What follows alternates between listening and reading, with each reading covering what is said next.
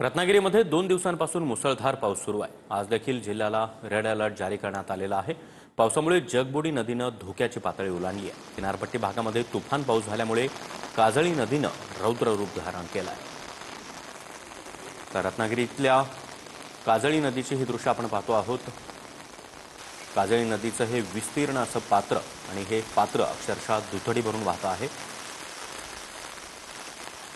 मध्य भारतामध्ये कमी दाबाचा पट्टा निर्माण झालेला आहे आणि त्याचमुळं सध्या कोकणाला पाऊस अक्षरशः झोडपून काढताना पाहायला मिळतो आहे।